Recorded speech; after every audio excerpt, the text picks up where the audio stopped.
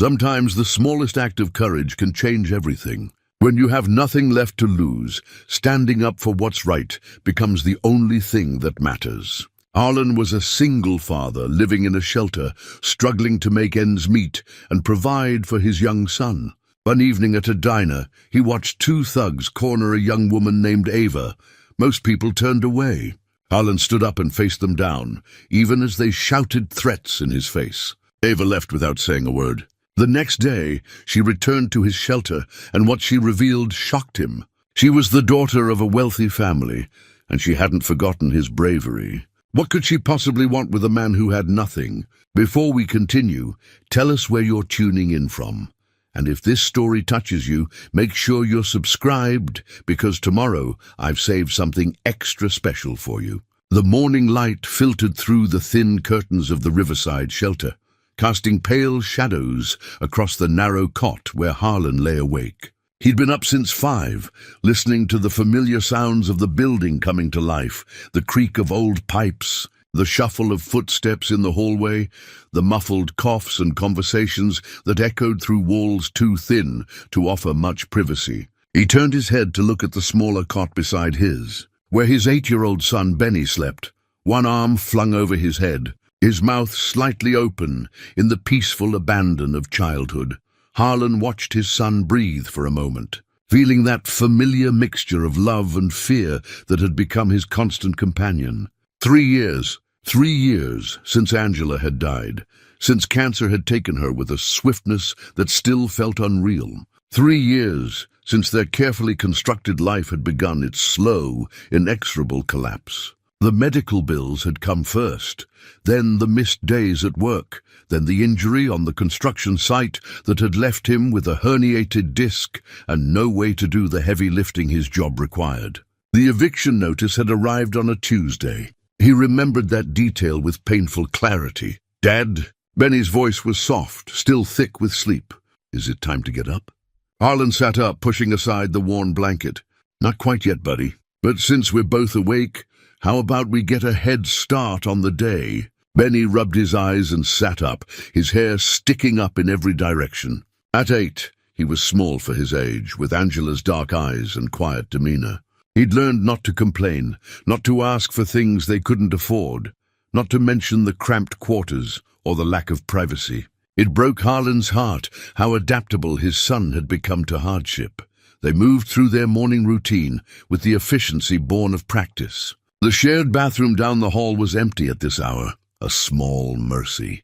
Harlan helped Benny brush his teeth and wash his face, making sure his son's hair was combed neatly. Appearance mattered even here, especially here. He wanted Benny to maintain his dignity, to understand that circumstances didn't define worth. The shelter's common room was already filling with residents when they arrived for breakfast. The space was large, but felt crowded, with mismatched tables and chairs, donated from various sources over the years. The walls were painted a cheerful yellow that had faded to the color of old butter, and someone had hung motivational posters that curled at the edges. "Today is a new beginning," one proclaimed. Harlan tried to believe it every morning. "Morning, Harlan." "Morning, Benny." Mr. Cartwright waved from his usual corner table. The elderly man had been at Riverside longer than anyone, a fixture of the place, with his shock of white hair and kind eyes that had seen too much of the world's hardness. He'd been a teacher once, before his own string of bad luck had landed him here. Now he spent his days reading donated books and offering quiet wisdom to anyone who needed it. "Morning, Mr. Cartwright." Harlan guided Benny to the serving line, where volunteers were setting out breakfast. Oatmeal, toast, fruit that was slightly past its prime but still edible. The shelter manager, Ms. Delacroix, believed in maintaining standards. Meals were served at proper times, on actual plates, with real utensils. Small dignities that reminded residents they were still people, still worthy of basic respect. They filled their trays and joined Mr. Cartwright. Benny immediately launched into a story about something he'd learned in school the day before, his enthusiasm undimmed by their circumstances. Harlan listened, asking questions, encouraging his son's curiosity. Education was the way out. He'd told Benny that so many times it had become a mantra between them. "You've got work today?" Mr. Cartwright asked during a pause in Benny's narrative. Harlan nodded. "Couple of handyman jobs lined up. Should be enough for—" He glanced at Benny and modified what he'd been about to say. "Should be a good day." The old man understood. Should be enough to keep them fed, to buy Benny new shoes since his current pair had holes in the soles. Should be enough to chip away at the mountain of debt that kept them trapped here, unable to save for a deposit on even the cheapest apartment. Across the room, a young mother named Tessa was trying to feed her infant daughter, while simultaneously preventing her toddler son from climbing on the furniture. She looked exhausted, dark circles under her eyes, her shoulders hunched with the weight of responsibility. Alan had helped her move some donated furniture into her family's room last week. She'd cried when he'd assembled the crib, overwhelmed by the small kindness. This was his world now, the riverside shelter, with its cast of characters bound together by circumstances beyond their control. There were people here rebuilding after addiction, after prison, after mental illness, after simple bad luck. Some would move on to better things. Others would cycle through the system indefinitely. Harlan was determined that he and Benny would be in the first group. After breakfast, he walked Benny to the bus stop 3 blocks away. The morning was crisp, autumn settling into the bones of the city. They passed houses with neat lawns and cars in driveways, lives that seemed impossibly distant from their own. Benny didn't comment on the disparity anymore. He'd learned to accept it as simply the way things were. "Dad?" Benny's hand was warm in his. "When we get our own place again, can I have a room with a window?" The question pierced Harlan's heart. Such a small request, something most children took for granted. "You'll have the biggest window in the place, buddy. Big enough to see the whole sky. And will we be able to stay there?" "Like forever?" "Forever," Harlan promised, hoping he could make it true. "No more moving, no more temporary. Just home." The school bus arrived, yellow and loud, brakes hissing as it stopped. Benny hugged him quickly. He was getting to the age where public displays of affection embarrassed him, and climbed aboard. Harlan watched until the bus disappeared around the corner, then turned back toward the shelter. His first job was fixing a leaky faucet for an elderly woman 3 blocks away. She paid him $20 and gave him a sandwich for lunch. The second job was replacing rotted boards on someone's back porch. $40 for 3 hours of work. His back ached by the time he finished, the old injury making itself known, but he couldn't afford to slow down, couldn't afford to turn down work. By late afternoon, he was back at the shelter, his pockets heavier with cash that would go toward their needs. He found Mr. Cartwright in the common room, reading a battered paperback. "Good day's work?" the old man asked without looking up from his book. "Good enough." Harlan settled into the chair across from him. "Managed to put some away?" Mr. Cartwright nodded approvingly.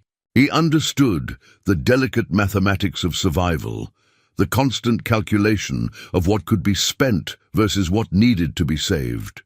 "You're doing right by that boy." Angela would be proud. Harlan's throat tightened at the mention of his late wife. 3 years, and grief still ambushed him at unexpected moments. "I hope so. Some days I wonder if I'm doing enough. The fact that you wonder means you are." The old man closed his book, marking his place with a worn receipt. Most folks who aren't doing enough never question themselves. They sat in comfortable silence for a while, watching the late afternoon sun slant through the windows. Other residents filtered in and out, people finishing work shifts, others heading out for evening obligations. The shelter had rules about check-in times, about maintaining employment or actively seeking it, about keeping spaces clean and respecting others. Miss Delacroix ran a tight ship, but it was done with compassion rather than cruelty. When the school bus dropped Benny off at the corner, Harlan was there waiting. His son's face lit up when he saw him, and they walked back together, Benny chattering about his day. Math class had been interesting. Lunch had been okay. His friend Tyler had brought in a science project about volcanoes that had actually erupted with baking soda and vinegar. "Think we could make one?" Benny asked hopefully. "I think we could manage that." Harlan made a mental note to pick up supplies. Small joys mattered, especially when so much else was uncertain.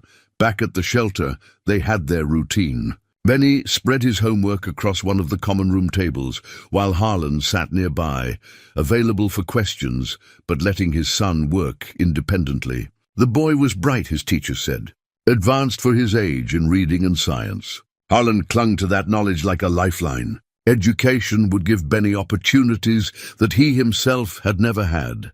Dad, what's perseverance mean? It means keeping going even when things are hard. Not giving up. Benny wrote the definition in careful letters. Like what you do? The simple observation nearly undid him. Yeah, buddy. Like what we both do. Dinner was served at 6, and they joined the communal meal. Miss Delacroix believed in family-style dining when possible, encouraging residents to sit together and share conversation. It fostered community, she said, reminded people they weren't alone in their struggles. Tonight, it was chicken with rice and vegetables, prepared by volunteers from a local church. The food was simple but nourishing, served with genuine warmth. Tessa joined their table, her infant daughter sleeping in a carrier strapped to her chest. Her toddler son finally calm after his energetic day. I got the interview, she announced quietly, her eyes bright with hope. For the receptionist position at the medical office? That's wonderful, Harlan said, and meant it. When? Next Tuesday. I'm terrified, she laughed nervously. Haven't interviewed for anything in 3 years. What if I mess it up? You won't, Mr. Cartwright assured her. You're articulate, responsible, and you show up. That's more than most people can say.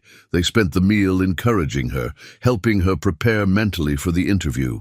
This was what the shelter was at its best. A community of people lifting each other up, celebrating small victories, offering support through setbacks. Not everyone here was kind or helpful, but enough were to make a difference. After dinner, Harlan and Benny retreated to their small shared room. It was barely large enough for the 2 cots, a small dresser, and a plastic bin that held their possessions. Everything they owned fit in this tiny space. Once they'd had a 3-bedroom house with a yard and a garage full of tools. Now this, but they had each other and they had their evening ritual. Harlan sat on Benny's cot while his son brushed his teeth in the shared bathroom, then returned in his pajamas, slightly too small now, another item on the list of things to replace. From under his pillow, Benny produced a battered children's book, its cover held on with tape, its pages soft from countless readings. The one about the bear? Harlan asked. Yeah, the bear who was brave.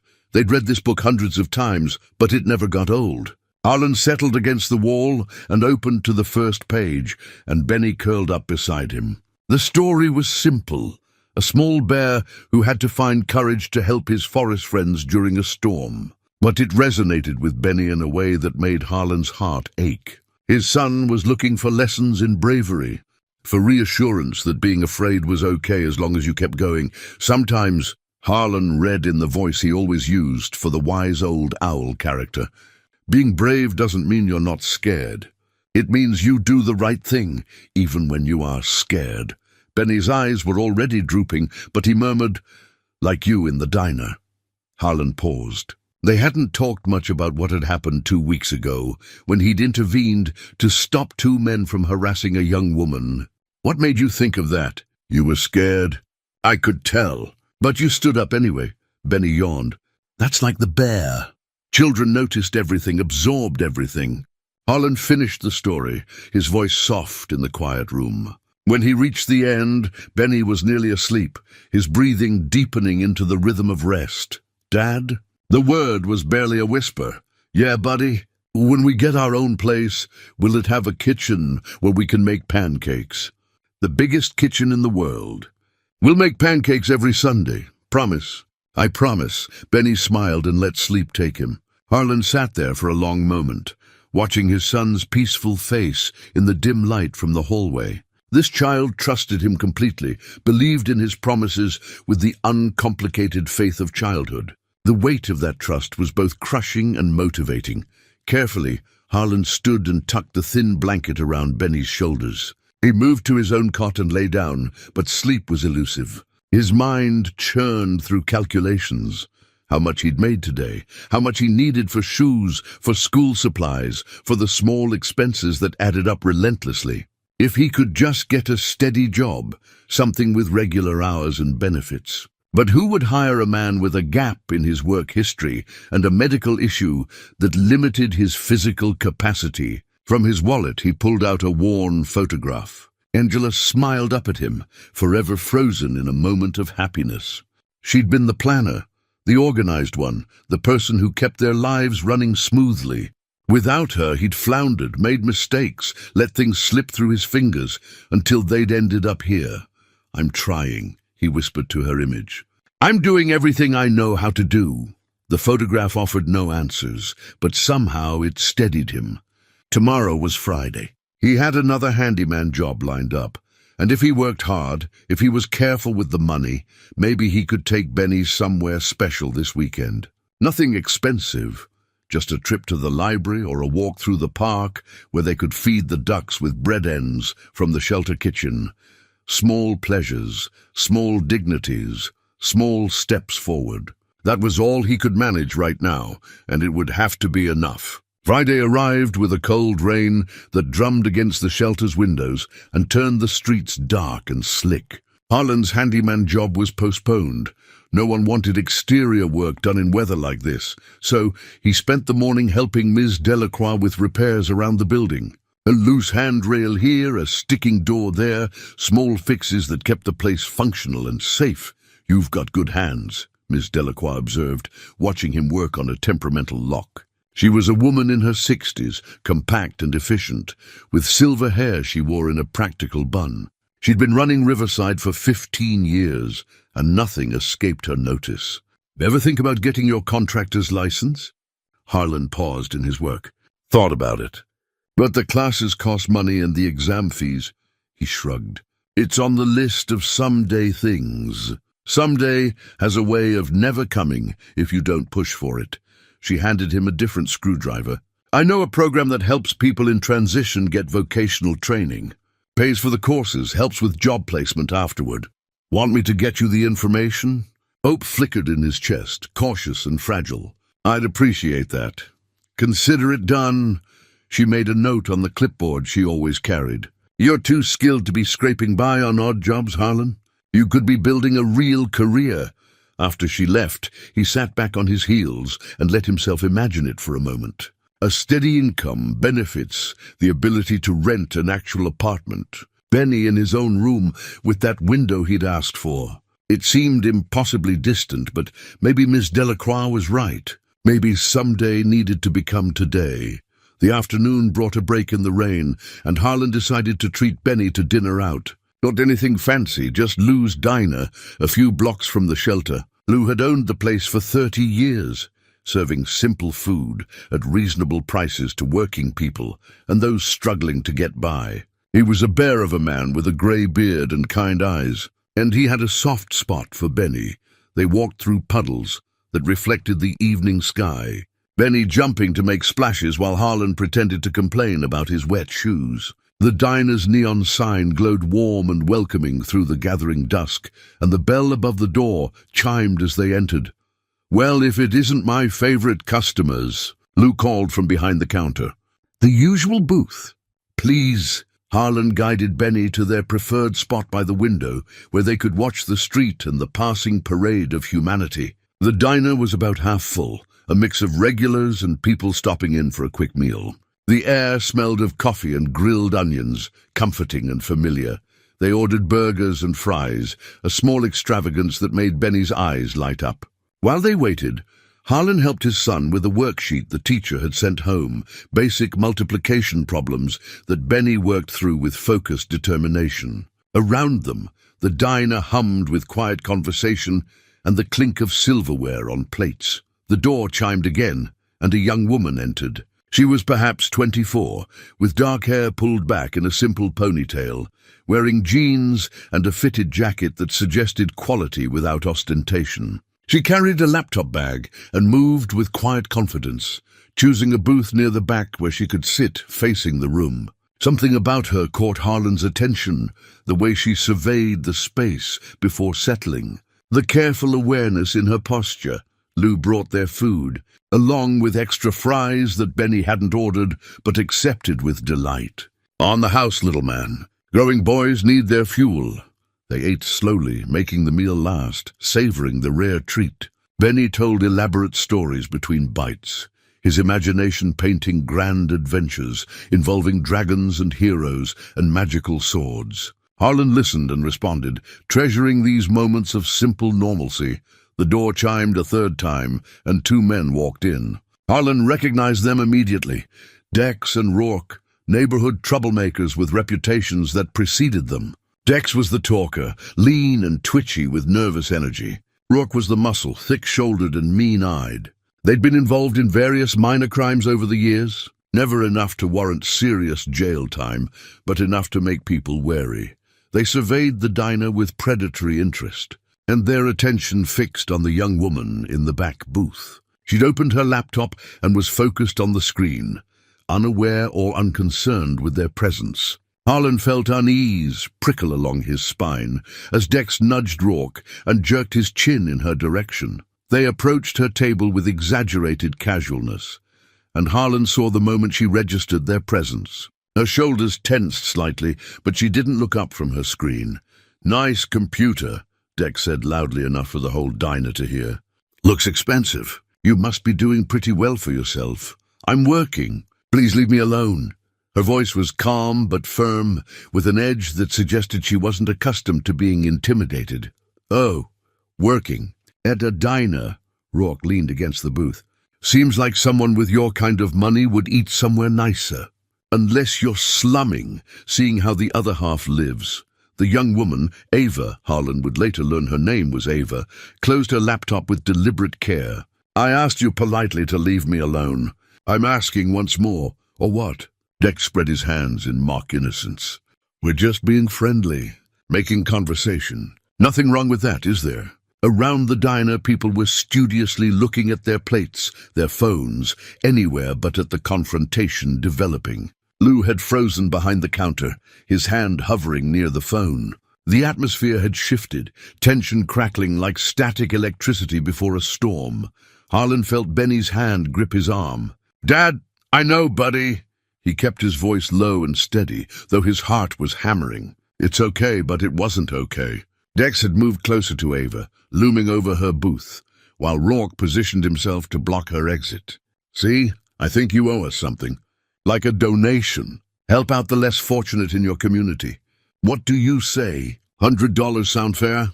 "I'm not giving you anything." Ava's voice remained steady, but Harlan could see her hands clenched on the table. "Back away, now, or what?" Dex leaned in, his voice dropping to something uglier. "You gonna call the cops? By the time they get here, we'll be long gone. And next time we see you—" Harlan stood up. He didn't plan it, didn't think it through, didn't consider the consequences. He simply stood, his body moving on instinct, on some fundamental need to stop what was happening. Benny's eyes went wide, but Harlan touched his shoulder gently. "Stay here."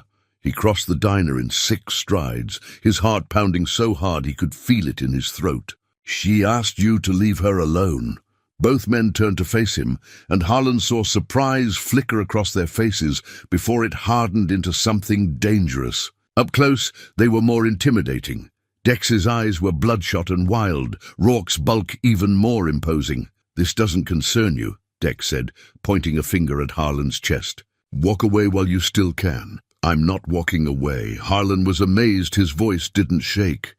"You're going to leave her alone and get out of here." Rourke stepped forward, close enough that Harlan could smell stale cigarettes and something sour. "You got any idea who you're talking to? Any idea what we could do to you?" "I know exactly who you are." Harlan held his ground, though every instinct screamed at him to back down, to protect himself, to think about Benny watching from across the room. "And I know you're going to walk out that door right now. Big talk from a homeless nobody," Dex sneered. The words hit like a physical blow, but Harlan refused to flinch. "What I am doesn't change what's right. You're leaving. Now," Lou's voice rang out from behind the counter. "I've already called the police. They'll be here in 5 minutes.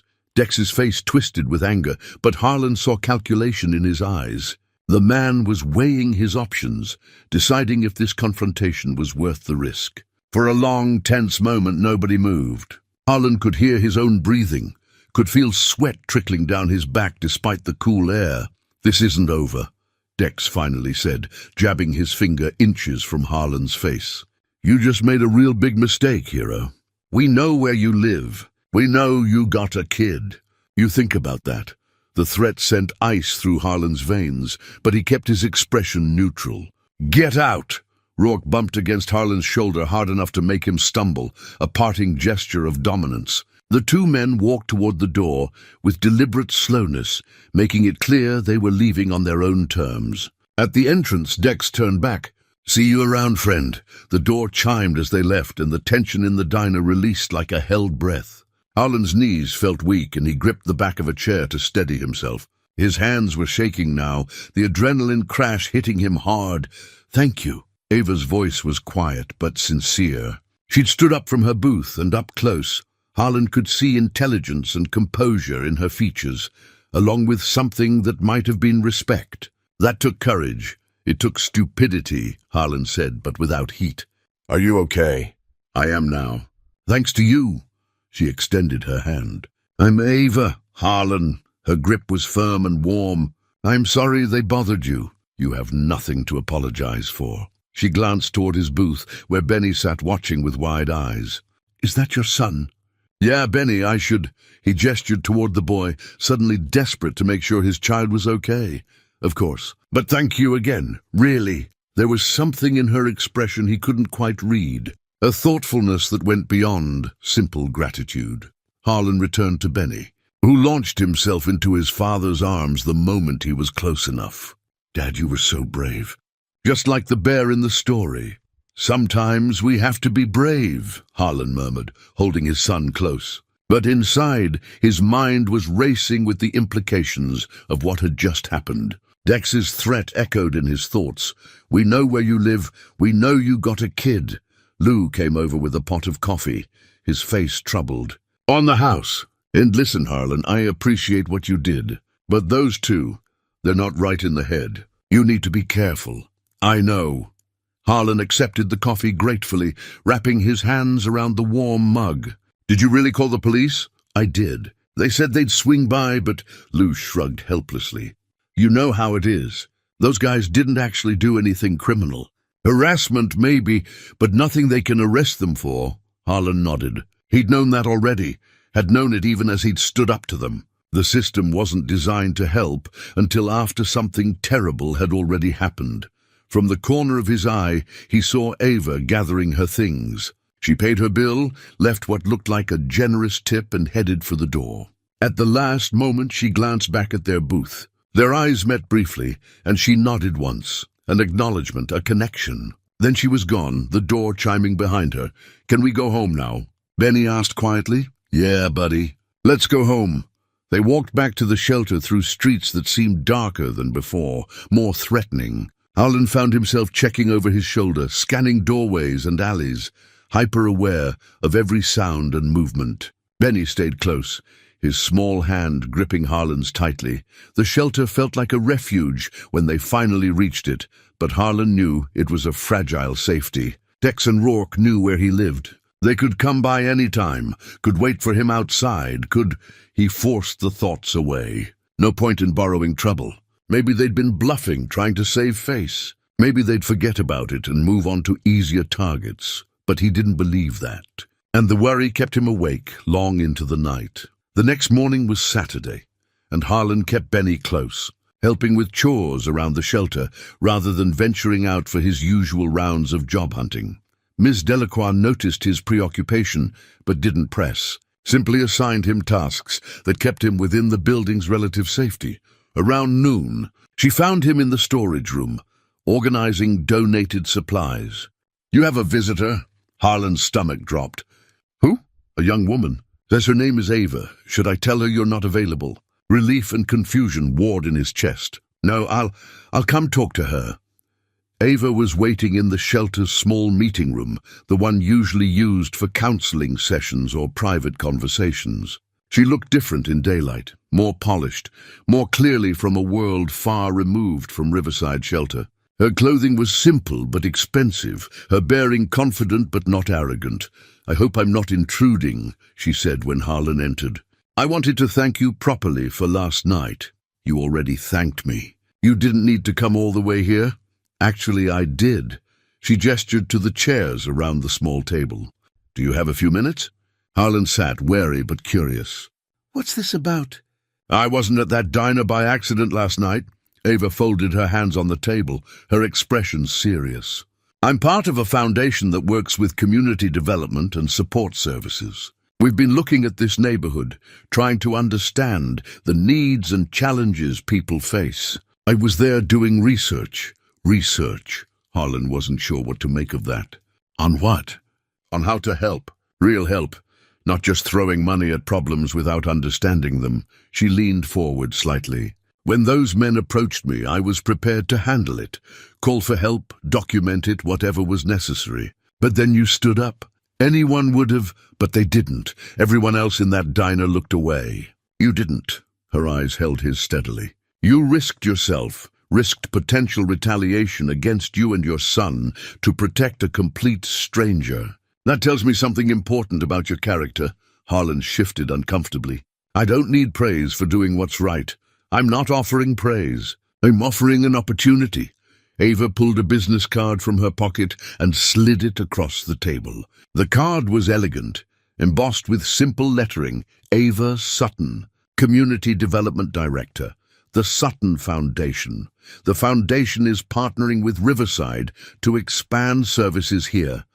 Better facilities, more programs, housing assistance for residents transitioning to independence. We need someone who understands this community from the inside, someone with integrity and practical skills. We need a community liaison and maintenance supervisor. Harlan stared at the card as if it might bite him. You're offering me a job? A real job. Salary, benefits, stable hours. You'd work with residents here, help coordinate services, handle maintenance issues, serve as a bridge between the foundation and the people we're trying to help. She paused. I've talked to Miss Delacroix. She speaks very highly of you. Harlan struggled to find words. This doesn't make sense. You don't know me. I know you stepped up when it mattered. I know Miss Delacroix trusts you. I know the residents here respect you. Ava's voice was gentle but firm. And I believe in second chances and recognizing potential. You have both. Why? The question came out rougher than he intended. Why would someone like you, someone with your resources, care about someone like me? Because I believe people deserve dignity and opportunity, regardless of their circumstances. Because I've seen too many good people fall through the cracks of a system that doesn't care. Her eyes held something deeper now, something personal. And because last night you proved that character isn't about what you have. It's about what you do when everything is on the line. Harlan looked down at the business card in his hands, the embossed letters seeming almost to glow in the fluorescent light of the meeting room. His first instinct was suspicion. Things this good didn't happen to people like him. There had to be a catch, some hidden condition that would reveal itself later. I need time to think about it, he said finally. Ava nodded as if she'd expected that response. Of course. Take whatever time you need. My number is on the card. When you're ready to talk, call me. She stood to leave, but paused at the door.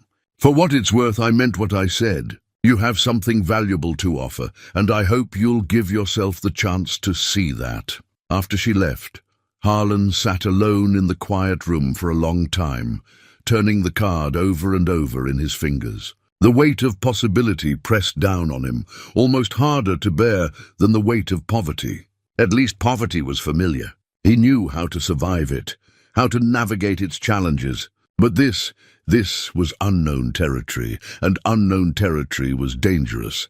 He found Benny in the common room, working on a drawing at one of the tables. His son looked up with that open, trusting expression that always made Harlan's heart clench. Who was that lady, Dad? Someone offering me a job. The words felt strange in his mouth. Benny's eyes went wide. A real job? With money and everything? Yeah, buddy. With money and everything. Are you going to take it? The hope in his son's voice was almost painful to hear. "I don't know yet. It's complicated, but it wasn't complicated, not really. It was fear, pure and simple. Fear that it was too good to be true. Fear that he'd fail and disappoint everyone. Fear that accepting help meant admitting he couldn't make it on his own. Fear that had kept him trapped in survival mode for so long that he'd almost forgotten how to hope for something better." Mr. Cartwright found him later that afternoon, sitting on the front steps of the shelter and watching clouds drift across the autumn sky. The old man lowered himself onto the step with a soft grunt, his joints protesting the movement. "Miss Delacroix mentioned you had a visitor. Word travels fast around here. Small community. People talk." Mr. Cartwright pulled out a worn pipe, but didn't light it, just held it between his teeth like a comfortable old friend. "Want to tell me about it?" Harlan did, explaining the job offer and his reservations. The old man listened without interruption, his weathered face thoughtful. "You know what your problem is," Mr. Cartwright said when Harlan finished. "You've spent so long being knocked down that you've forgotten how to stand up and accept a hand up. That's not, it is. And I understand it. The world teaches people like us that we don't deserve good things, that we should be grateful for scraps. But sometimes, not often, but sometimes, someone offers us a real chance. And the tragedy is when we're too beaten down to take it." Harlan stared at his hands, calloused and scarred from work. "What if I fail? What if you succeed?" The old man's voice was gentle. "What if this is exactly what you and Benny need? What if that young woman saw something in you that you can't see in yourself yet? She doesn't know me, doesn't know my history, She knows you stood up when everyone else sat down. She knows you risked yourself for a stranger. That tells her everything important." Mr. Cartwright put his hand on Harlan's shoulder. "Sometimes angels wear designer clothes, son. Don't turn your back on one, because she doesn't look like you expected." That evening, Harlan borrowed time on the computer in Miss Delacroix's office. His internet skills were basic but sufficient, and he spent 2 hours researching the Sutton Foundation. Everything he found supported what Ava had told him. The foundation had been established 20 years ago by Preston Sutton, a successful businessman who decided to dedicate his later years to philanthropy. They focused on community development, housing assistance, and educational programs. Their track record was solid, their reputation untarnished by scandal or controversy. He found articles about Ava, too. She joined the foundation 5 years ago after getting her master's degree in social work. There were photos of her at various events, ribbon cuttings, fundraisers, community meetings. In every image, she looked engaged and genuine, not like someone slumming for photo opportunities, but like someone who truly cared about the work. The more he learned, the more real the opportunity became. And the more real it became, the more terrified he felt.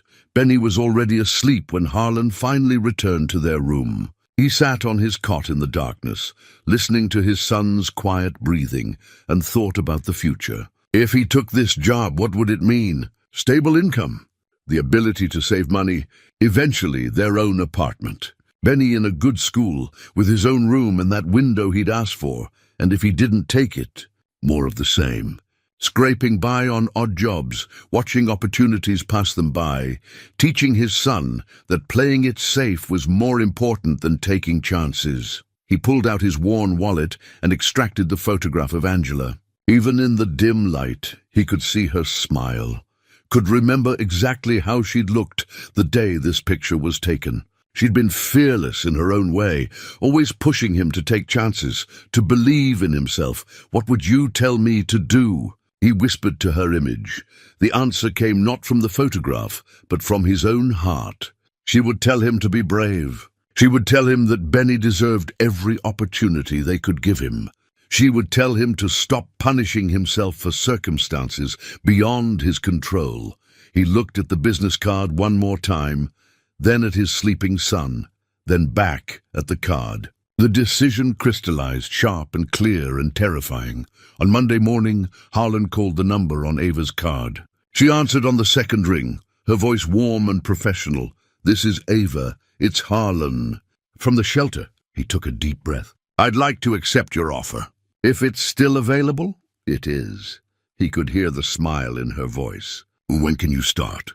They arranged for him to come to the foundation offices the following day for paperwork and orientation. After he hung up, Harlan sat for a moment in stunned silence. He'd done it. He'd actually done it. Now came the hard part, living up to the opportunity, proving he deserved the chance he'd been given. Ms. Delacroix was delighted when he told her, "I knew you'd make the right choice. You're going to do wonderful things, Harlan." The other residents had mixed reactions. Some were genuinely happy for him, offering congratulations and support. Others seemed envious or resentful, as if his good fortune somehow diminished their own chances. Tessa hugged him tightly, tears in her eyes. "You give the rest of us hope," she said. "You show us it's possible." That night, Harlan told Benny the news over dinner in the shelter cafeteria. His son's reaction was everything he'd hoped for, pure, uncomplicated joy. They celebrated with an extra cookie from the dessert table, a small indulgence that felt monumental. "Does this mean we'll get our own place soon?" Benny asked, chocolate chip crumbs on his chin. "Not right away." "But yes, eventually. We're moving in the right direction, buddy. Can I tell my teacher?"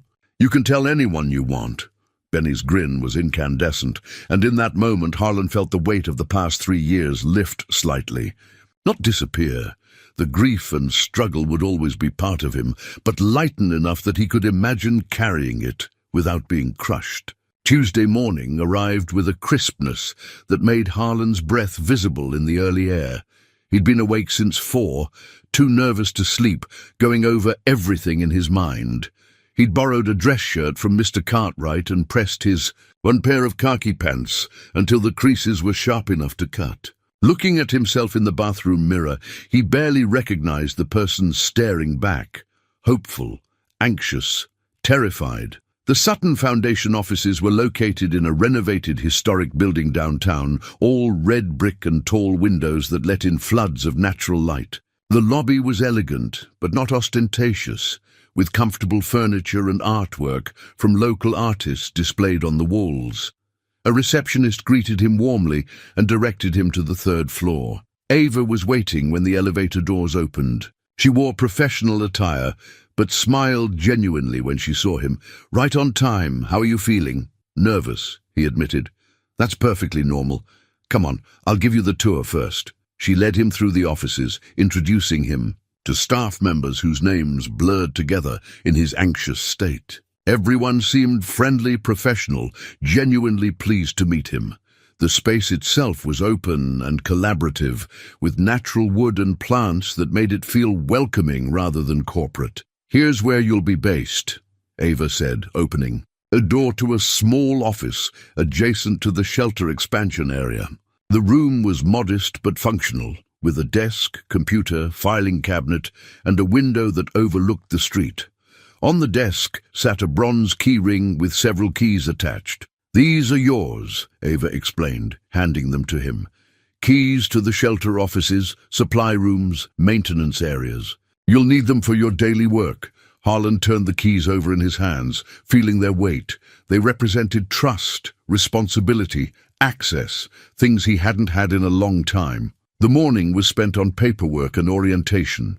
Ava walked him through his duties, coordinating maintenance requests, serving as a liaison between residents and foundation staff, helping assess needs and implement programs. His construction and handyman background would be valuable, but equally important was his lived experience and understanding of what residents were going through. "I won't pretend this will be easy," Ava said over lunch in the staff break room. "You'll be navigating between 2 worlds sometimes, the Foundation's vision and resources, and the residents' day-to-day realities. That can be challenging." "I understand both sides," Harlan said. "Or at least, I'm learning to. That's exactly why you're right for this position." She poured coffee for both of them. "Tell me about your wife, if that's not too personal. Miss Delacroix mentioned you'd lost her." The question caught him off guard, but something about Ava's directness made it easier to answer. "Angela. She died 3 years ago. Cancer. It was—" He paused, searching for words. It was fast and slow at the same time, fast in that 6 months from diagnosis to gone, slow in that every day felt like forever. "I'm sorry." The sympathy in her voice was genuine, not performative. "It must be incredibly difficult raising Benny alone. He keeps me going, keeps me honest." Harlan wrapped his hands around the warm mug. "What about you?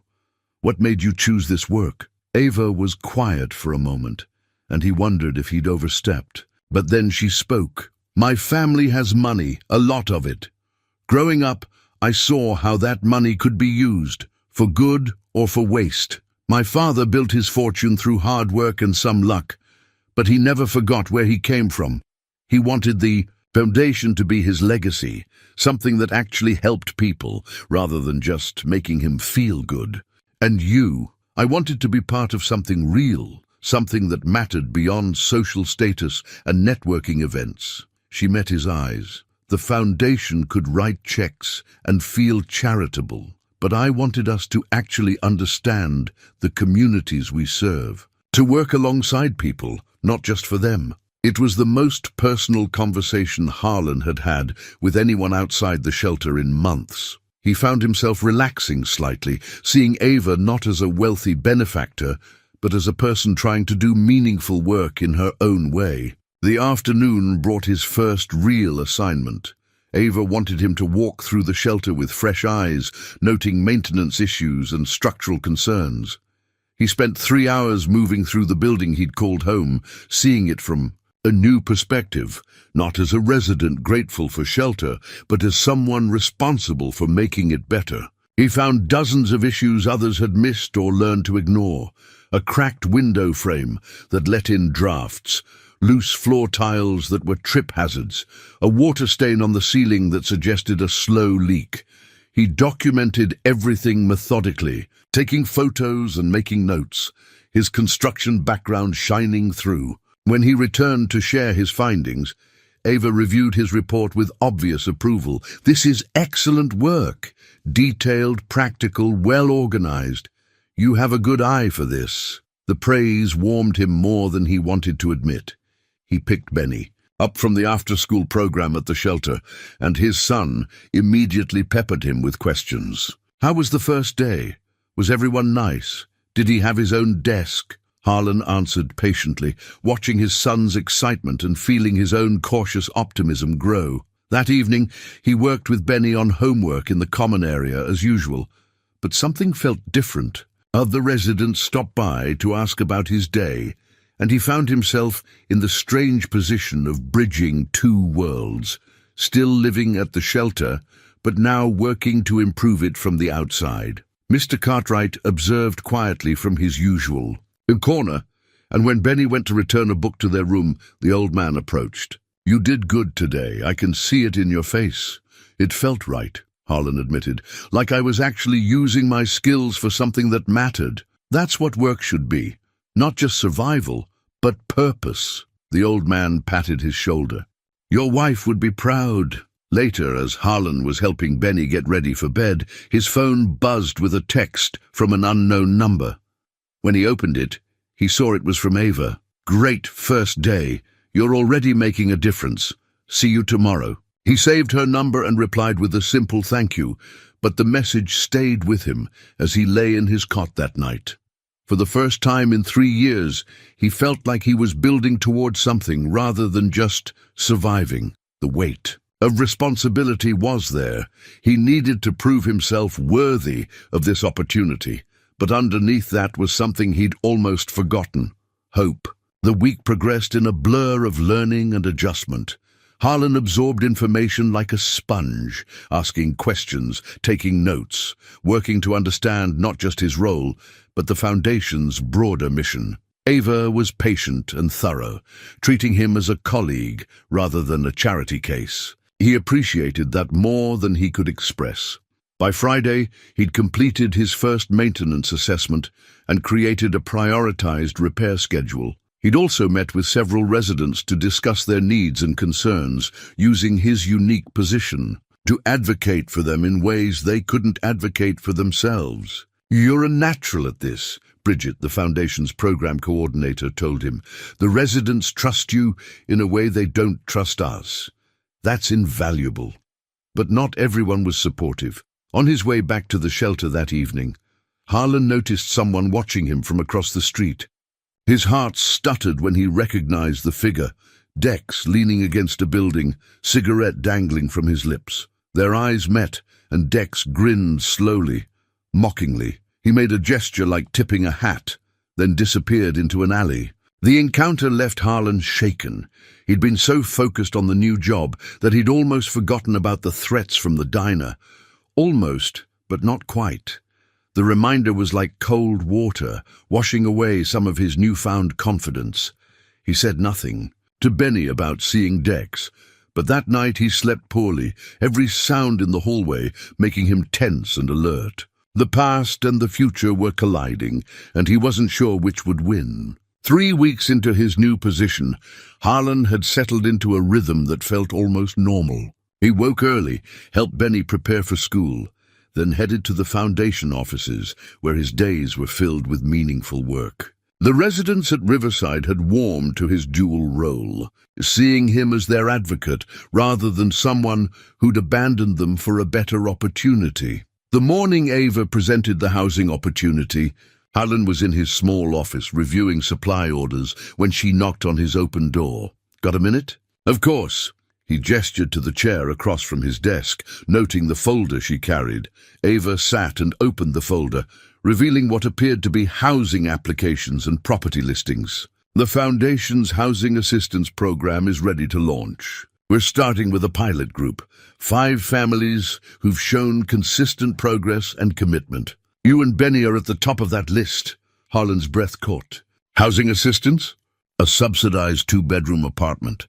Safe neighborhood, good schools nearby, reasonable rent based on your income. It's designed to help families transition to independence while maintaining stability." She slid the papers across the desk. "If you're interested, we can start the application process today." He stared at the documents, afraid to touch them, afraid they might dissolve like morning mist. 2 bedrooms? One for you, one for Benny with windows?" She smiled gently. I remember him asking about windows. The memory of that conversation in the diner parking lot felt like a lifetime ago. Harlan picked up the application with trembling hands, scanning the details. The rent was affordable on his new salary. The location was better than anywhere he'd dared to hope for. It seemed impossible, and yet here it was, tangible and real. What's the catch? No catch. You've earned this, Harlan. You show up every day. You work hard. You're making a real difference here. This is what the program is designed for, helping people who are helping themselves. I don't know what to say. Say you'll fill out the application. Ava's expression was warm but serious. You deserve this. Benny deserves this. Let us help you take the next step. The application process revealed the harsh realities of Harlan's recent past. The eviction on his record, the poor credit score, the gaps in his employment history, all of it documented in black and white. Each form felt like confessing failure, admitting to all the ways he'd fallen short. Ava reviewed everything without judgment. The foundation vouches for you. Your current employment, your track record here, your references, all of that matters more than past struggles. Everyone deserves a second chance. Still, anxiety gnawed at him. What if the landlord rejected him despite the foundation's backing? What if some technicality disqualified him? He'd gotten used to disappointment, had learned to expect it, and hope felt dangerous. While waiting for the housing application to process, other concerns began emerging. Dex and Rourke had been appearing more frequently around the shelter, not doing anything overtly threatening, just present, watching, making their presence known. Lou's diner was vandalized one night. The word snitch spray-painted across the front window in angry red letters. Lou reported it to the police, but insisted to Harlan that it was random vandalism, nothing personal. But the fear in the older man's eyes told a different story. Harlan reported the incidents to the police, providing names and descriptions, explaining the history. The officer who took his statement was sympathetic but realistic. Unless they actually threaten you directly or commit a crime we can prove, there's not much we can do. Hanging around in public spaces isn't illegal, even when it's clearly intimidation. The officer sighed. I understand your frustration. Document everything, times, dates, what they said or did. If it escalates, we'll have a record to work from. It wasn't the answer Harlan wanted, but it was the only one available. Ava insisted on increased security measures. Cameras were installed at the shelter's entrances. Staff members were instructed to escort residents to their cars after dark if requested. Harlan was given a direct line to Foundation security and told to use it without hesitation. I don't want to overreact, he protested. I don't want to seem weak or paranoid. You're not weak. You're being cautious, and there's a difference. Ava's tone left no room for argument. These men made threats. We take those seriously. But accepting protection felt like admitting defeat, like acknowledging that standing up had consequences he couldn't handle alone. His pride chafed against the reality of his vulnerability. The tension came to a head one evening when Harlan was walking back to the shelter after picking Benny up from the library. It was just past dusk, that uncertain time when day fades to night and the streets were quiet. He saw them before they saw him, Dex and Rourke, standing on the corner near the shelter, smoking and talking. Harlan's first instinct was to turn around, take a different route. But Benny was tired and the shelter was right there, and he refused to be driven from his own path by bullies. He kept walking, keeping Benny close, his heart hammering but his expression neutral. Well, look who it is. Dex's voice carried across the evening air. The hero. Harlan didn't respond, just guided Benny toward the shelter entrance. Moving up in the world. I hear. Rourke stepped into their path, not quite blocking but making his presence impossible to ignore. Got yourself a fancy job. Think you're better than the rest of us now? I think I need to get my son inside. Harlan kept his voice steady. Excuse us. Polite. Real polite. Dex moved closer and Harlan could smell alcohol on his breath. But you cost us something that night at the diner. Made us look bad. That has consequences. Dad? Benny's voice was small, frightened. It's okay, buddy. Harlan pulled his son closer. We're just going inside. You go ahead and hide in there. Dex's smile was ugly. But you can't hide forever. Eventually, you'll be alone. And we'll remember.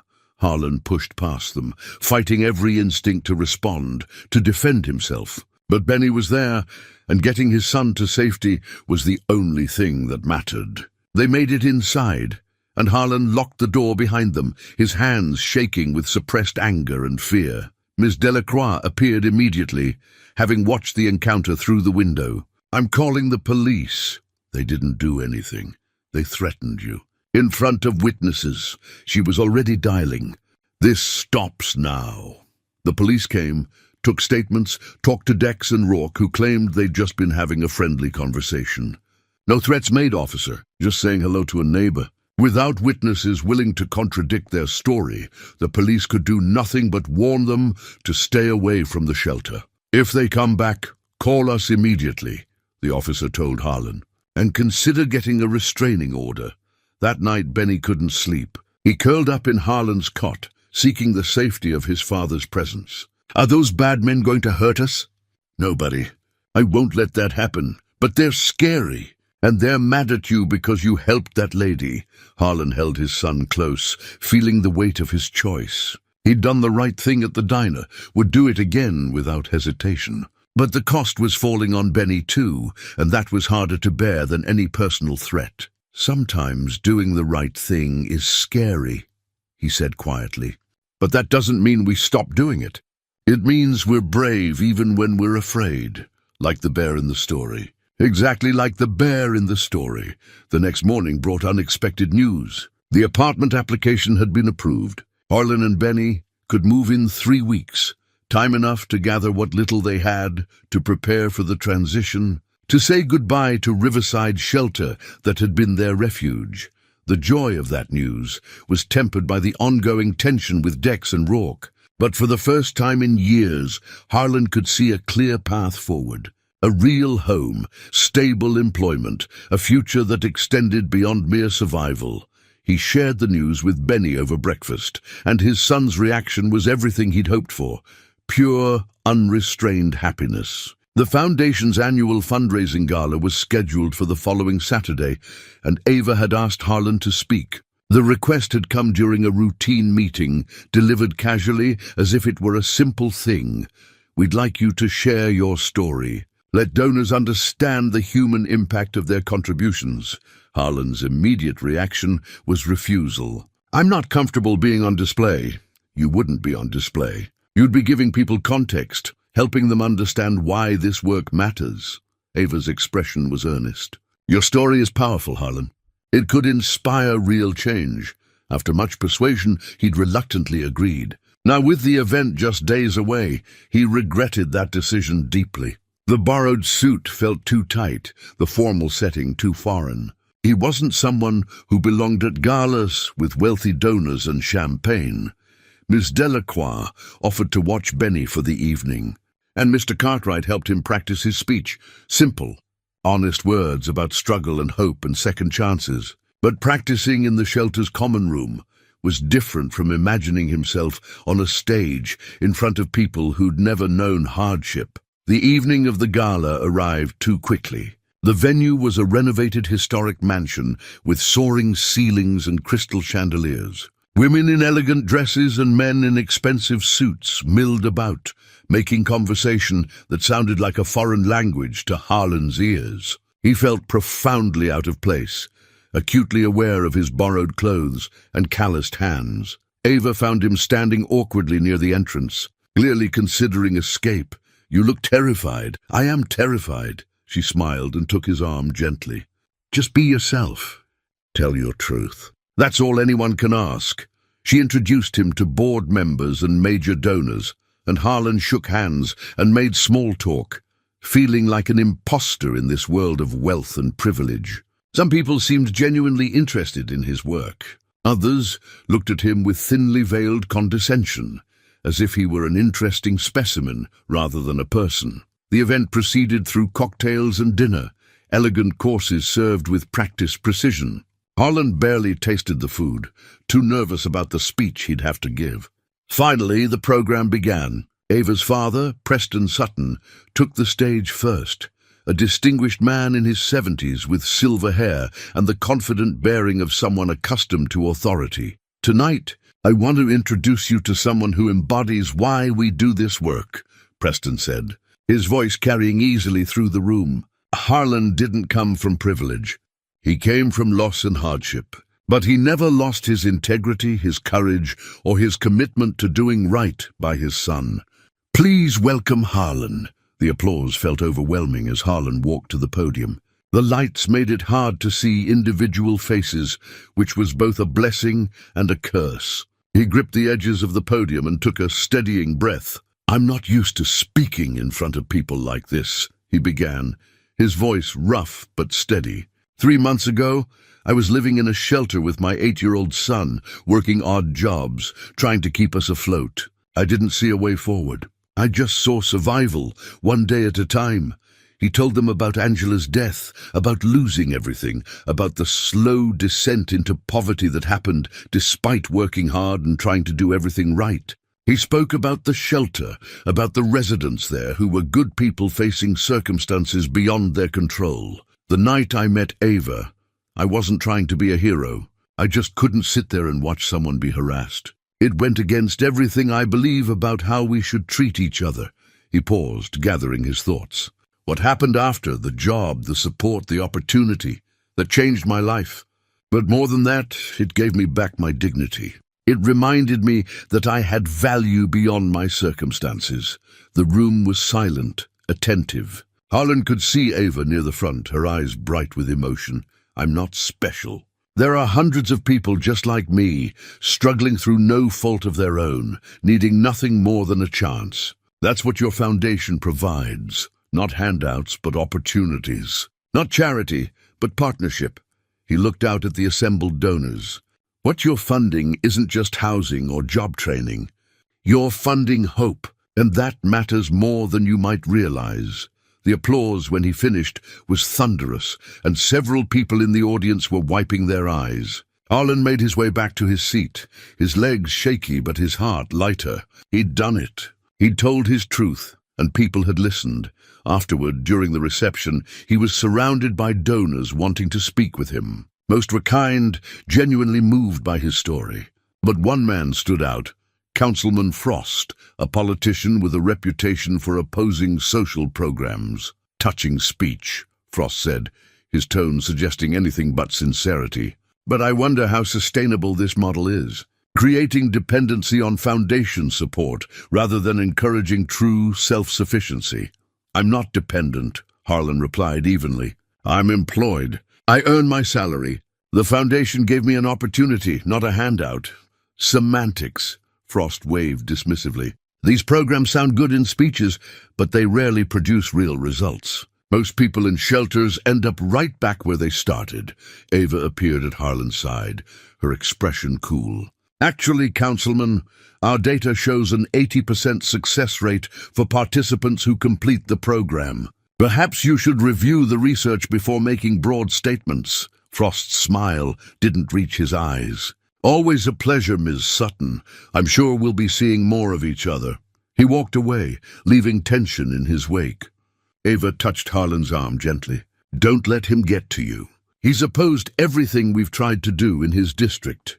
But the encounter left Harlan unsettled. He'd glimpsed something in Frost's eyes, not just disagreement, but active hostility. It was a look he recognized from dealing with Dex and Rourke, a look that said he'd made an enemy. Preston Sutton sought him out before the evening ended. You did well tonight. Better than well. You gave people something real to connect with. Thank you, sir. And call me Preston. The older man studied him thoughtfully. My daughter speaks highly of you.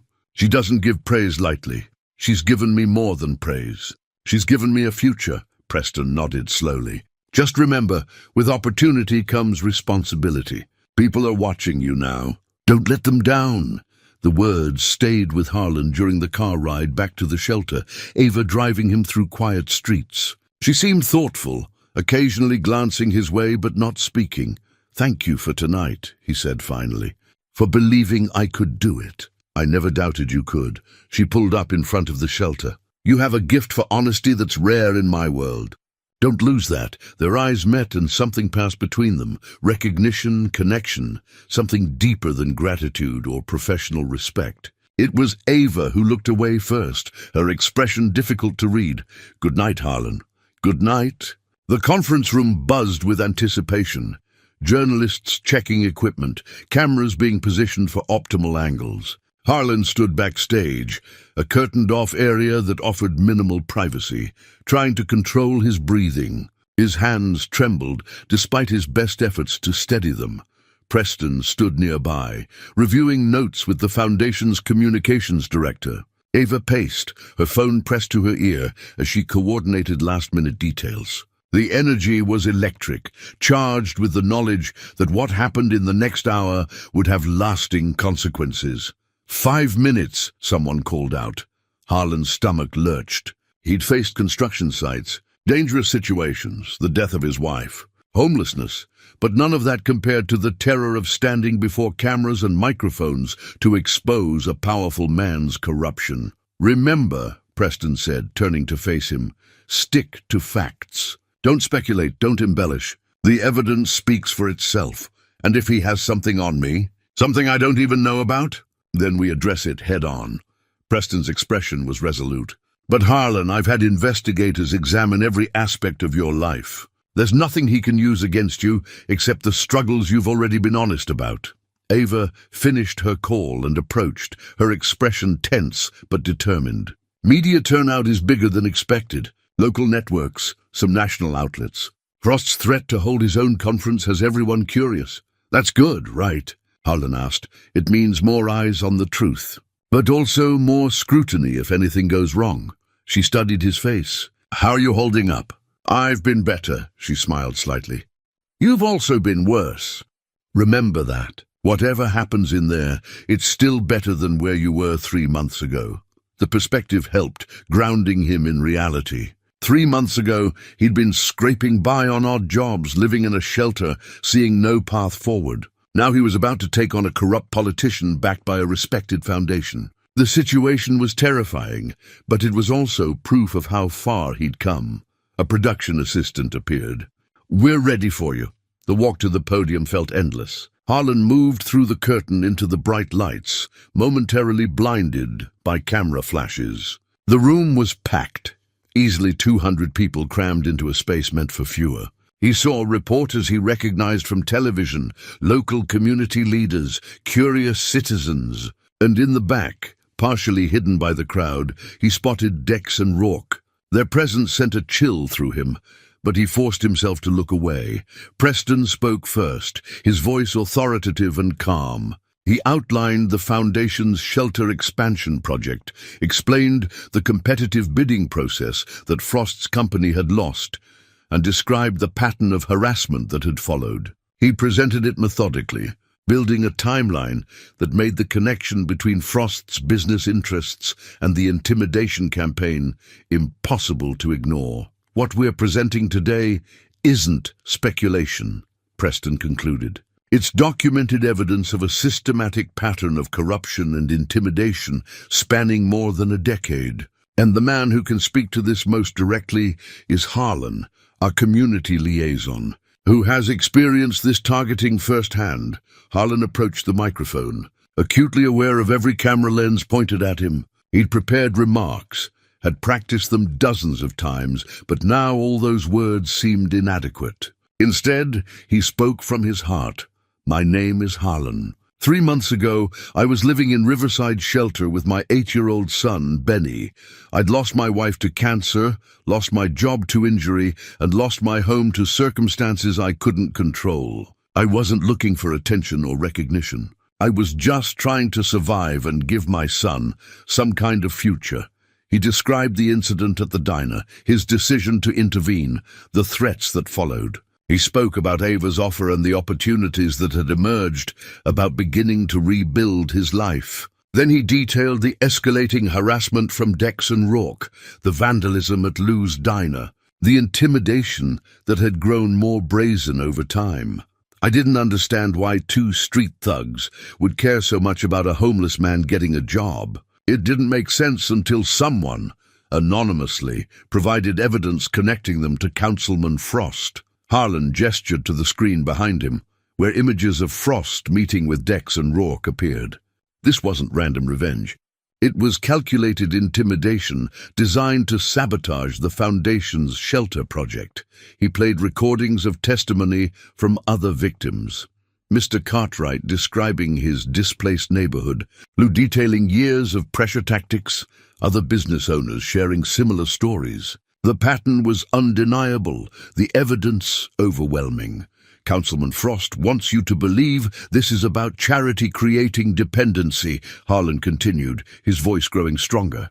"But it's really about one man using fear and intimidation to protect his financial interests at the expense of vulnerable people.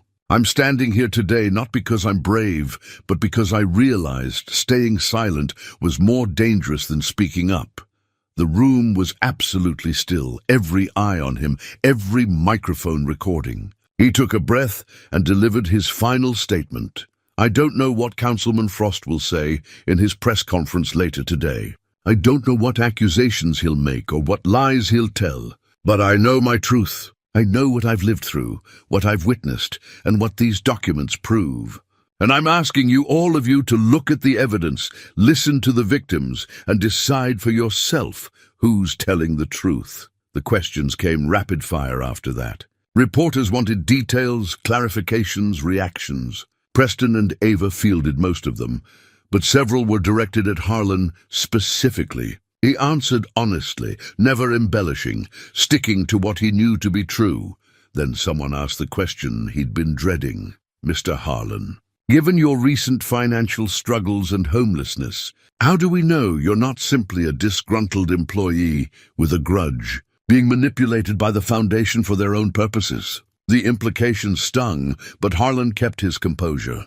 "I understand the question, and I can't control what you choose to believe. But I can tell you that I have nothing to gain from lying and everything to lose. This fight has put my son at risk, threatened the stability we've built, and made me a target. I'm doing this because it's right, not because it benefits me." The press conference lasted 90 minutes. By the end, Harlan was exhausted, wrung out from the emotional intensity and constant scrutiny. As they filed off stage, he felt simultaneously relieved and terrified. They'd presented their case, told their truth. Now they had to wait and see how Frost would respond. "You did well," Preston said quietly. "Better than I expected." Ava squeezed his hand briefly. "Now comes the hard part, waiting." Frost's press conference was scheduled for noon. They watched it on a television in Preston's office, a grim audience prepared for the worst. Councilman Frost took the podium at exactly noon, his expression a careful mixture of righteous indignation and wounded dignity. He wore an expensive suit, his silver hair perfectly styled, every inch the successful politician. Behind him stood several men in similar attire, lawyers, Harlan assumed, or political allies lending credibility through their presence. "Thank you all for coming," Frost began, his voice smooth and practiced. "I had hoped to avoid this public spectacle. But the allegations made against me this morning are so outrageous, so blatantly false, that I have no choice but to respond." Harlan watched from Preston's office, his jaw tight. Ava sat beside him, her hand unconsciously gripping the arm of her chair. Preston stood behind his desk, arms crossed, expression unreadable. "The Sutton Foundation has orchestrated a smear campaign against me," Frost continued, "using a homeless man with a troubled past as their puppet. They're upset that my company submitted a competitive bid for their shelter project, and rather than accept fair competition, they've chosen character assassination." "Troubled past," Harlan muttered. "I've never been arrested, never been charged with anything." "He's building a narrative," Preston interrupted. "Watch. He'll mix truth with lies, make it hard to separate fact from fiction." Frost proceeded to present his version of events. Yes, his company had bid on the shelter project. Yes, he knew Dex and Rourke. They'd worked for him years ago as day laborers, but he'd let them go due to performance issues. The photographs showing them together. Completely innocent encounters where they'd approached him asking for work, and he'd politely declined. As for the alleged intimidation campaign, Frost said, spreading his hands in a gesture of openness, "I've asked the police to investigate fully. If Dex and Rourke have been harassing people, they should be prosecuted. But to suggest I had anything to do with their actions is absurd and defamatory." Then came the attack Harlan had been dreading. Frost produced documents, medical records, financial statements, court filings, all ostensibly showing Harlan's troubled history. This man, held up by the Sutton Foundation as a success story, as a pattern of financial irresponsibility, multiple evictions, unpaid debts, defaulted loans. He was fired from his last legitimate job for— "That's a lie," Harlan stood abruptly. "I was injured. I couldn't do the physical work anymore." "Shh," Ava touched his arm gently. "Let him finish. We'll respond to everything. For excessive absences and poor performance," Frost continued. "His wife's medical bills? He failed to pay them, leaving hospitals and doctors with hundreds of thousands in uncollected debt. This is the man the foundation chose to represent their charitable mission. Someone who takes advantage of medical care and doesn't pay for it." The words hit Harlan like physical blows. Yes, he'd been unable to pay Angela's medical bills. They'd been astronomical, impossible to cover even with insurance. But Frost was making it sound like deliberate fraud, rather than desperate circumstances. Furthermore, Frost produced more papers. "I have testimony from residents of Riverside Shelter who describe Mr. Harlan as aggressive and intimidating, who say he used his position with the foundation to play favorites, to threaten those who didn't support him, to create a culture of fear." "That's completely false," Ava breathed. "Who would say that?" Preston's phone buzzed. He read the message, and his expression darkened. "Our people at the shelter are reporting that some residents are being pressured by men matching Dex and Rourke's description. Frost is manufacturing witnesses." The press conference continued, each accusation more damaging than the last. Frost painted a picture of Harlan as a manipulative con artist who charmed his way into the Foundation's good graces, of Preston and Ava as naive do-gooders being taken advantage of the entire shelter project as a misguided endeavor attracting criminal elements to the neighborhood. "I take no pleasure in exposing these truths," Frost concluded, his voice dripping with false sincerity. "But the public deserves to know who they're being asked to support, what their tax dollars might fund. I urge the Sutton Foundation to reconsider their partnership with this individual and to implement proper vetting procedures for future hires." Questions erupted from the assembled reporters. Frost fielded them smoothly, always returning to his central narrative. He was the victim of a smear campaign. Harlan was an unreliable character. The Foundation had been duped. When the press conference ended, silence filled Preston's office. Harlan felt numb, hollowed out by the relentless assault on his character.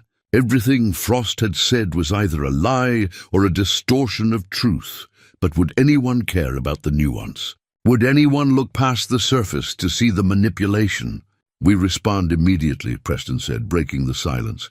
"Harlan, I need you to authorize release of your complete medical and financial records. We'll show exactly what happened with Angela's bills, prove you did everything possible to pay them." "And the residents who supposedly complained about me?"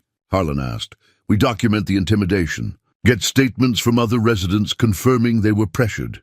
Ava was already on her phone, texting rapidly. "We expose that too." But even as they planned their response, Harlan felt the damage settling around him like dust after an explosion. Frost had been effective, had planted seeds of doubt that would be hard to uproot. The man was skilled at this. Decades of political maneuvering had taught him how to destroy opponents without ever getting his own hands dirty. The rest of the day was a whirlwind of activity. Statements to release, reporters to contact, documentation to compile. Ms. Delacroix called to report that several residents had indeed been approached by Dex and Rourke, threatened with eviction or worse if they didn't provide negative statements about Harlan. She was collecting testimony, building evidence of witness tampering, but the damage to Harlan's reputation was already spreading. Social media erupted with opinions. Some people saw through Frost's manipulation, recognized the smear campaign for what it was. Others accepted his narrative, viewing Harlan as a grifter who'd manipulated wealthy benefactors. The story dominated local news, with reporters scrambling to dig deeper, to find the truth beneath the competing narratives. Harlan called the Sutton estate to check on Benny. His son was fine, happily swimming and playing games, blessedly unaware of the firestorm surrounding his father. That small mercy kept Harlan grounded as everything else threatened to spiral out of control. Evening brought unexpected news. Detective Morrison, the sympathetic officer who'd taken Harlan's initial harassment reports, arrived at the Foundation offices with a warrant. "I'm here to arrest Councilman Frost," he announced, his expression grim but satisfied. "Multiple charges: conspiracy to commit extortion, witness tampering, filing false police reports. Your press conference this morning prompted 3 more victims to come forward with evidence. Combined with what you provided, we have enough for an arrest." The relief was overwhelming, but Preston cautioned against celebration. "An arrest isn't a conviction. Frost has expensive lawyers and political connections. This is just the beginning." But it was something. After being attacked and vilified, after having his character systematically torn apart, Harlan felt a glimmer of vindication. The truth was coming to light, slowly but surely. The media descended on Frost's arrest with the same intensity they'd brought to the dueling press conferences. News vans lined the street outside the police station, cameras capturing every moment as the councilman was led inside in handcuffs. His lawyers immediately began damage control, issuing statements about false charges and political persecution. But the visual impact of a powerful man being arrested was undeniable. Harlan watched the coverage from the Foundation offices, surrounded by staff members who'd gathered around the television. The atmosphere was tense, a mixture of relief and disbelief.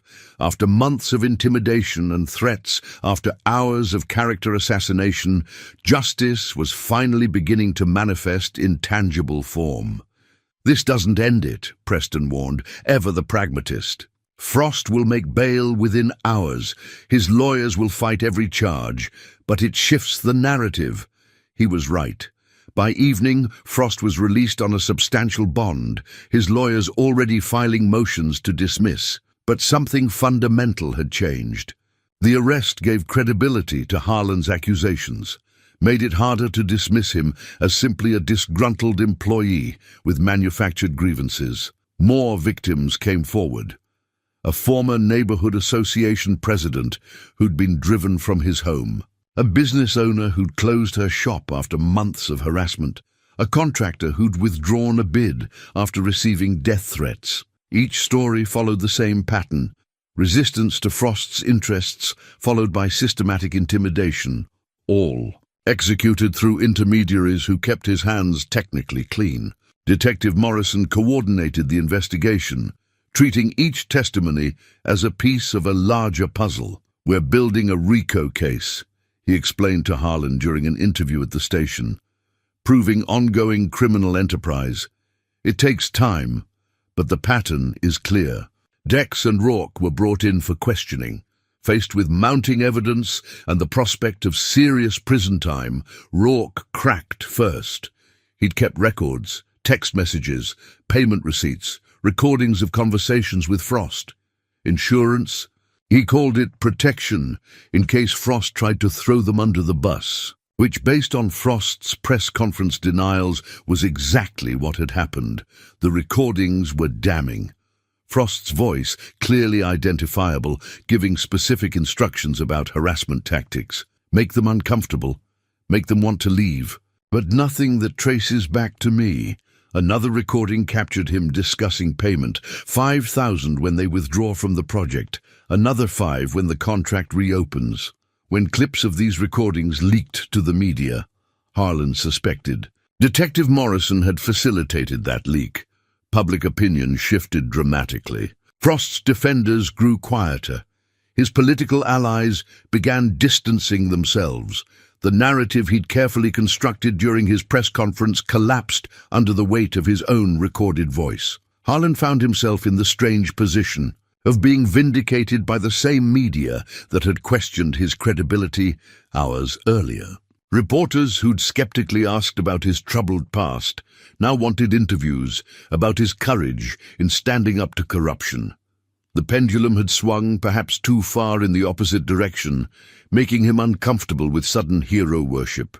"I'm not a hero," he told one persistent journalist. "I'm just someone who did what needed to be done.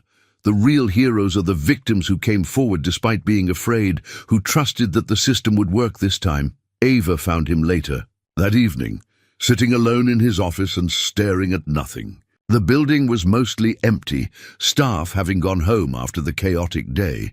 She knocked softly on the doorframe. "You okay?" "I don't know." Harlan rubbed his face tiredly. "This morning I was being called a con artist and a manipulator. Tonight I'm being called brave and heroic. But I'm the same person. Nothing about me changed. The truth came out.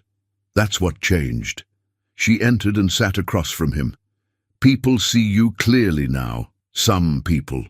Others still believe Frost's version. I saw the comments online. Half think I'm noble, half think I'm a liar who got lucky." He shook his head. "I just want this to be over.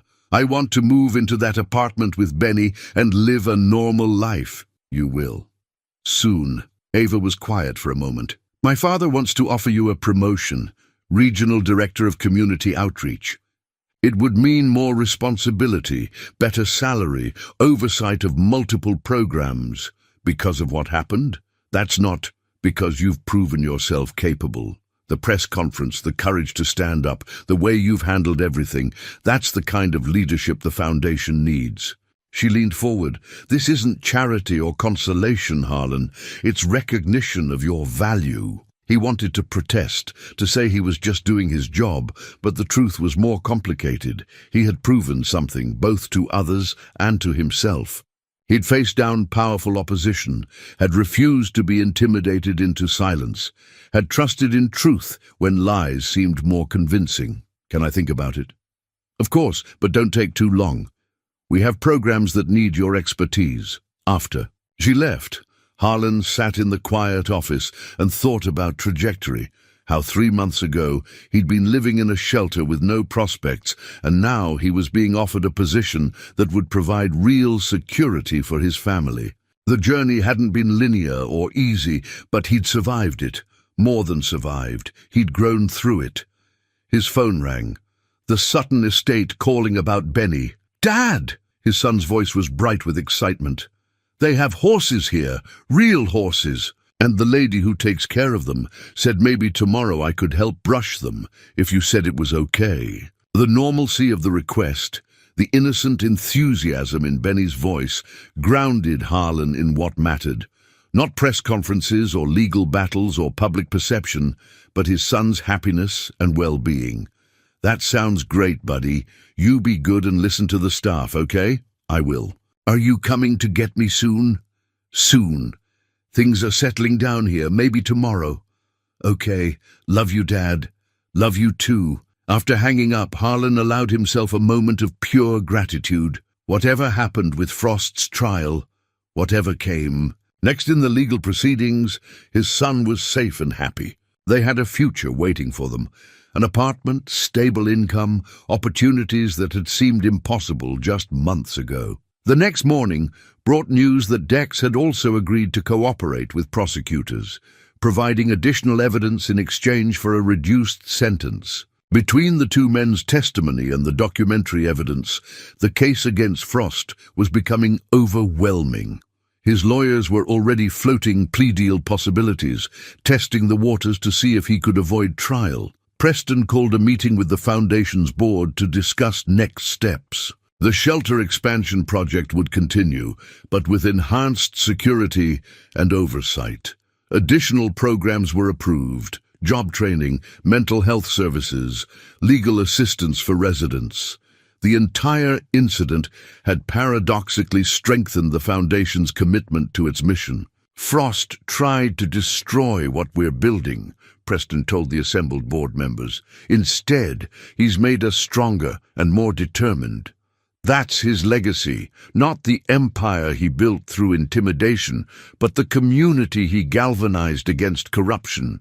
Harlan attended the meeting as the newly promoted regional director, a title he'd accepted that morning. The promotion felt earned now rather than given, a recognition of capabilities he'd discovered through crisis. He presented his vision for expanding community outreach, for replicating the shelter model in other neighborhoods, for building systems that would help more families like his own. The board approved his proposals unanimously. That afternoon, Harlan drove to the Sutton estate to pick up Benny. The property was vast, beautiful, completely foreign to anything in his experience. But when his son came running out to greet him, face flushed with happiness and stories tumbling out about horses and swimming pools, and the chef who'd made him pancakes shaped like dinosaurs, none of the surroundings mattered. "Did you win, Dad?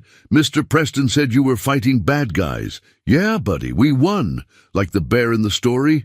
"Exactly like the bear in the story." They drove back toward the city as the sun began its descent, painting the sky in brilliant oranges and purples. Harlan felt lighter than he had in years, as if a weight he'd been carrying so long he'd forgotten its presence had finally been lifted. Tomorrow they would start moving into their apartment.